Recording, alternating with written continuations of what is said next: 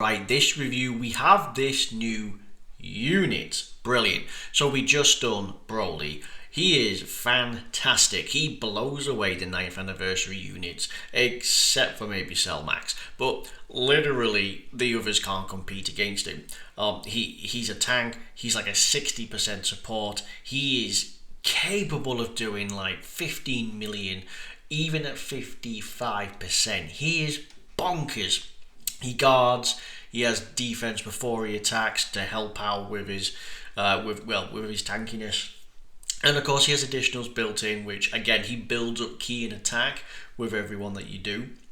So he is truly a definitive pillar, and he has probably one of the best leader skills going. 200% for movie boss. Flat out, clean, simple. We love it. His only weakness really is outside of the movie boss is still being a little small. He is missing big bad bosses. He's now like the biggest, baddest, most badass lead for movie bosses, and he has no big bad bosses. Anyway, these now on the release video for the docking now, they're brilliant, especially for some aspects of this, and I'm going to highlight it in particular this, but we'll talk about it soon. They're a very good unit, no doubt. They are. Their defensiveness will have yet to stress test, but they are very good support and they are extremely powerful. So starting out, we have All Out Struggle, Super Saiyans and Power Wishes, the full 170 with the additional for Movie Heroes Connected Hope. There's a lot of good overlap between Super Saiyans, Power of Wishes and Movie Heroes, and then some of them even have Connected Hope. So it's a really strong team, really strong leader skill for between either one. Right, so we have 3 ki 200% to the stats. That's brilliant. Unlike Broly, who needs to transform, funny enough, and then he is very good off the bat, and then he can build up ki and attack. These guys are just more or less just straight off. Depending on how many ki you get, they're pretty much just straight off the bat full charge. Yeah, so that's pretty good. So yeah, 3 ki 200% stats. Coming in at 55%. Pretty respectable 11,500, 17,500 attack. One dupe puts him at 12.7, nearly 19,000 attack. That's quite good actually. And yeah, should you have him at Rainbow, this is roughly what you're looking at. Some of the more modern LR stats, so definitely along the lines. Yeah. Anyway, okay, so we randomly change ki spheres of a certain type to physical. That's nice. So that really helps in just like building up the ki that you need specifically. You get 2 ki per physical ki sphere, so that's 4. That's really good. 1 ki per any other type ki sphere. So like Tech, AGL, SDR, like they're all good. Not Rainbow, but anything else is worth 2. Rainbow is worth 1. 3 ki 50% attack to all allies, which is pretty bonkers. Imagine if that was defense. That would be something else altogether. We have a damage reduction of 30% when you receive a super attack, which is pretty weird, right? It's the first time we've ever seen it where you receive a super attack. But you know, fair enough. Reduce additional defense 30% for every 3 ki. Now what this means is it's literally every 3 ki of your 24, and you'll start with 6. So you're already on 60% defense, and then you got your few others. At 24 ki, that's a buff of 240% if you get 24 ki. It's not strictly too bad because like this and this, like these two factors combined, yeah. So you have this, and then this is literally a multiplier. And 240% is like triple the amount of stats that you get, which is pretty bonkers. To compensate, you get 150% attack when ki is 12 or more, which I think you're going to auto ki because you're going to have your 6, right? And then you're going to have this, which is 9, and you're probably going to trigger a few ki links. Prepare for battle. So you're probably going to be auto supering at 12. So you're going to have this super attack effect. So your super attacks, your 12 ki raises attack for the turn, lowers attack and defense, but your 18 key greatly raises both stats for 3 turns. And then check this out, raise superclass allies attack and defense by 30%. So everyone else will get a super attack put onto the defensive ability and offensive capabilities prior to them attacking. Really, really nice. That's pretty bonkers. Additional 30% when receiving an attack for every 3 key. Now, how that's specifically worded out, we've got that. Launch 2 additional attacks, each of which have a high chance, 50%, to become a super attack when key is 18 or more, which is pretty good. But remember, when that becomes a super attack, we're strictly only doing this. It's just, you're going to be hitting extremely hard. Super effective against all types when key is 24. Okay, if there's a movie hero or all-out struggle ally in the same turn, you get 15% damage reduction, and all allies get 77% defense. Now, how they worded it, this can be applied twice, one for each one of these. Depending on the rotation that you've got set up, it works for the rotation after. So when they come back around, depending on who's got what, depending if you're using this as both a guest and a lead, you can apply that twice for the next few turns. So alternating rotations with, say, a movie hero, and you're always going to buff everyone by 77% defense, period. And again, it could actually double stack depending on the rotation you have with the guest. So if the guest comes in as slot 3, you're going to give this unit, you're going to give the lead the buff, but the lead will also give the guest the buff, but the slot 2 is going to receive a double whammy. And then for the next turn, that will also apply as well. So that alone is absolutely insane, because what they're trying to make this a tank without guard, right?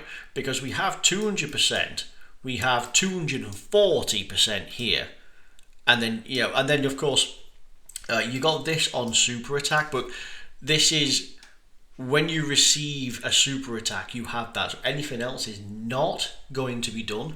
But then you have a normal amount of damage reduction prior anyway. But there's no damage reduction for normals. So it implies then that this dude is more than capable of banging out normals left, right, and center. Which, okay, so you'll probably tank them. I mean, you would, wouldn't you? A lot of this is just pretty bonkers. But like this, you would get an additional 15%, which helps for the super attack. But the additional defensive buff can be applied depending on who you've got on rotation, which is nice. We'll check out links before we transform, and there is an active skill, but we'll check it out. Obviously, the best friend for this has got to be this unit, right?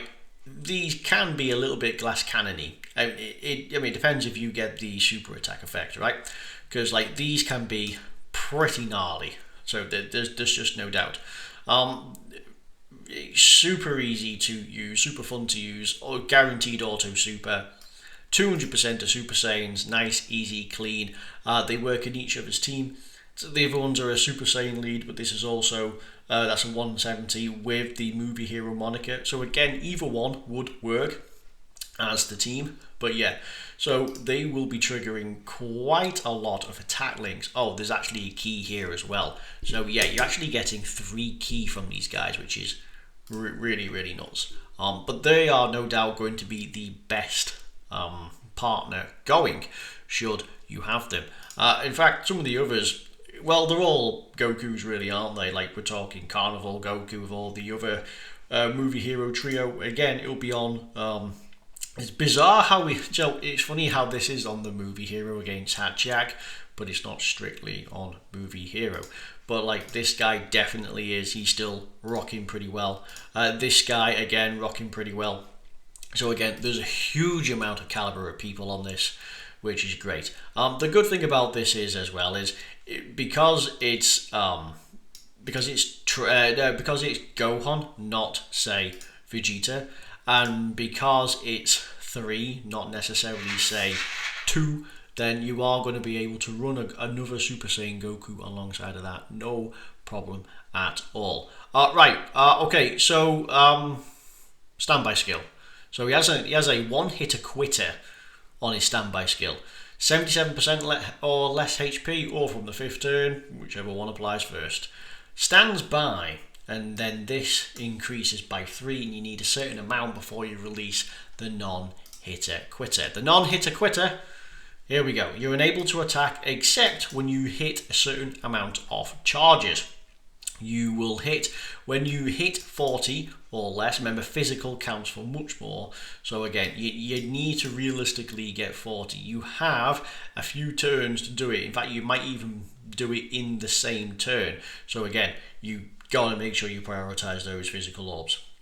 Him, what does he do? Well, to help you out, 3 key 259% guards, int to physical, 2 key per physical. Bear in mind that I think it's what did it say? Yeah, right. So you get 2 per physical. So bear in mind you get 2 per physical plus another 2. So that's 4. You're gonna get 4 per, and then 1 per non-typing. So that's fine. 30% defense when you receive an attack, and for every 3 key for every 3. So again, it's 240% defense is how that's worded. And if key is max, you get an additional 59% damage reduction, which is pretty nice.